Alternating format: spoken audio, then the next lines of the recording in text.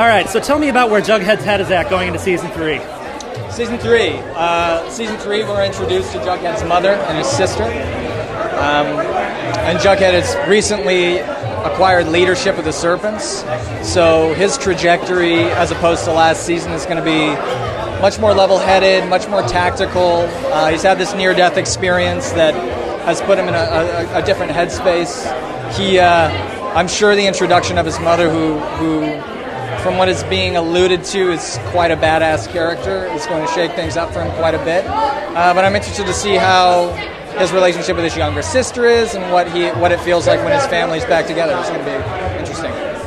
What's it like for you as an actor, kind of Breaking Bad on the show? It's fun.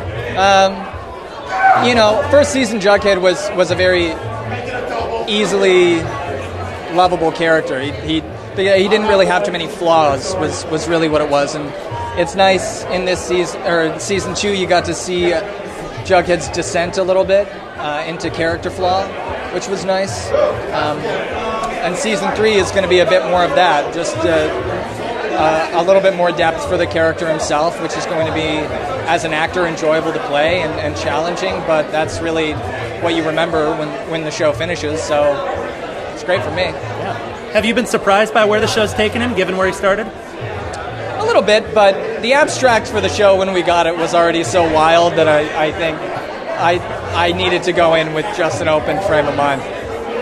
Of all the twists there have been on the show, which has blown your mind the most? The choices? The twists on the show. Oh, the twists. Yeah. I'm a big fan of season 1. I love season 1 still. That narrative to me has been my favorite thus far. Do you guys trade theories on set about what might be coming next? Oh, for sure. Especially season 2. Yeah. We don't really know enough about season 3 yet to start trading theories, but when we do, right, it goes hard. What's the most interesting fan encounter you've had? Man, I've been doing this a long time. I had a girl throw a frog at me once outside of Petco. How'd you react? Like I got a frog thrown at me. Yeah, that's about right. Just out of a brown paper bag. Yep. And honestly, she set the bar pretty damn high for fan interactions. How early in the show? No, this wasn't Riverdale. This is when I was like 13. So ever since, there's been no more frogs. Got a high ceiling there. Yeah. That's good. Yeah. What's the best piece of acting advice you've ever received?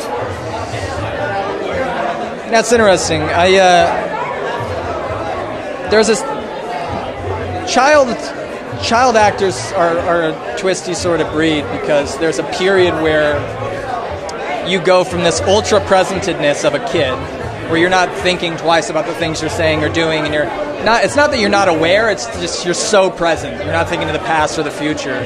And then you learn how to act at a certain age, when you start to become conscious of yourself, conscious of your body, conscious of how you're changing and the people around you, and how you're delivering lines and things.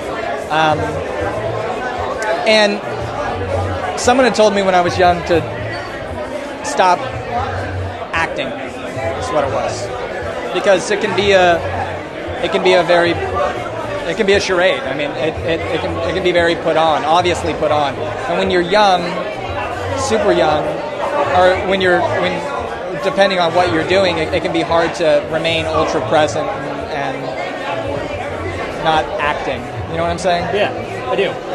Do you have a process for getting into character?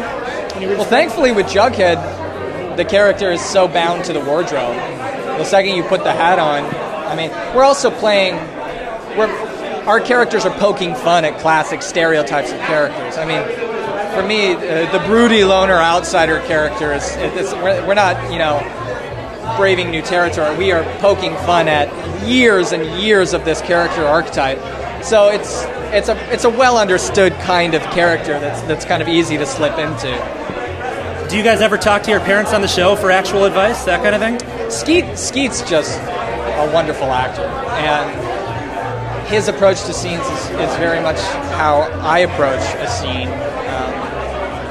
And he is consistently giving me advice or discussing the scene at length, and I think I'm really lucky to have an actor as talented as Skeet playing my father. It's just a perfect dynamic.